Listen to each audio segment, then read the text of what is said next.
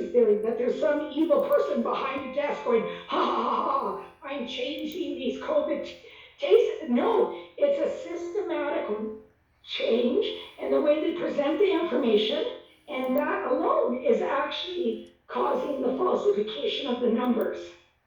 And for me, that was mind-boggling. And then the fact that dead fragments can live in the PCR test up to 100 days was confirmed by everyone. So if you got a cold, a minor cold, you didn't get tested, say January, and then a month ago, you test positive. So in my Airbnb guest case, they actually tested positive in Ontario months before, and they were instructed. Oh, you just lost you a second there. Yeah, highlight the article that. Because his roommates wanted a refund for rent because he was told when he listed who his close contacts were that they would actually investigate, which is what Rusin suggests that happens, that this PCR positive test, which is what the media is reporting, and that alone is driving hysteria. But on the clinical side, it's also overworking that department of surveillance and contact tracing. So they are supposed to call and basically do their job and ask a whole bunch of questions and figure out the infectivity without the CT values, which makes their job harder. So what do? They basically tell everybody to quarantine for 14 days and the phone calls ended. He said his roommates were not asked any questions. This is Ontario Public Health. But when he came to Winnipeg, they told him again, don't bother getting tested because they're aware of the dead fragments. So I found that interesting that they are aware of dead fragments and they just forced them to quarantine for 14 days. So even if you're a fan of a nasal swab and want to get the test, it still is not going to necessarily allow you to work for 2 weeks because you could have had a positive swab and those dead fragments are still there. So it's very clear that the PCR test, however, I don't know how they ruled it in Portugal, but they ruled it inaccurate. And it's very clear by listening to the witnesses and the testimonies and the doctors on both sides, their similarities were very clear that the PCR test is a good tool for saying who is COVID positive, but a very inaccurate for infectivity.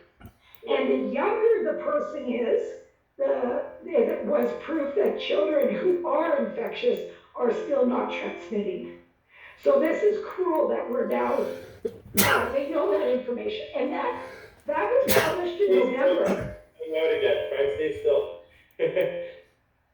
That was published in November, but that actually was done from a March and April report and published in May. The Canadian Journal of Medicine, or whatever the journal that published it in November, is what made it public. And Kettner probably then assisted, our team to provide that information. But what was shocking is they found out in the testimony of Dr. Bullard that that was done in the first lockdown. So they knew kids were not a threat. And yet we've now shut down school for the second time to complete total, but they have the data. And so this is like heart-wrenching, like Another thing always believe.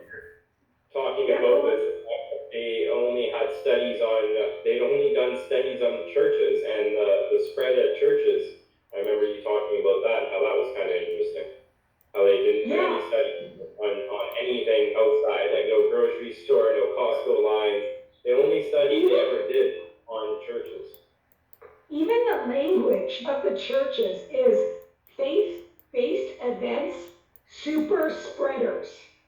Yeah. Like it's so clearly biased just in the name of the study. And the two studies that they used to justify the first lockdown and closing churches was based on one in Korea. And I'm suspicious of that living in Korea. I've lived in Korea, so I lived in Gangnam, like Gangnam style. So that's based on like New York style. Anyways, I lived there, and so I know a lot of people in Korea, and the chief medical Korean dude, so like the Dr. Tam of Korea, killed himself. Wow. Kind of like in 9/11,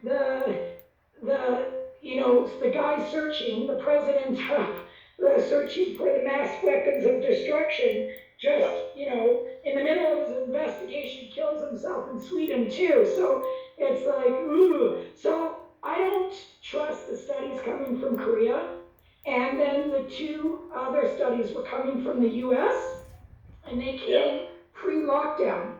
So they said that the US locked down on March 16th, and the Canadian lockdown was March 20th or something, and like full lockdown. And they said that those two studies that they used from the US, the church studies from the US, were pre-March 16th. So it's like they planned it. Like we hadn't even officially declared a lockdown. And when he said that to the doctor goes, the WHO does not declare lockdowns. The WHO declares necessary emergency response needs or requirements. And he goes, okay, well, before the WHO declared necessary, I love Jared when he said that, emergency needs and responses. Another thing that I love Jared saying, but the arguments were not made today, so I don't know if we'll win on that argument, is that these emergency measures are to be justified to reduce, the impacts, like flatten the curve and reduce the threat and the overcapacity in the hospital beds and PPE and all those things on the healthcare system. So to not overwhelm the healthcare system. So this is what Dr. Bhattacharya and the 50,000 plus doctors in the Declaration, the Barrington Declaration state is use a focused response rather than this universal band-aid. And they did not like that. And so he goes on to say this first doctor, and let me add that two of the doctors, one of the doctors, which is Kendachuk or something, I gotta check the spelling. He actually works for the Bill and Melinda Gates Foundation, and his specialty Pakistan.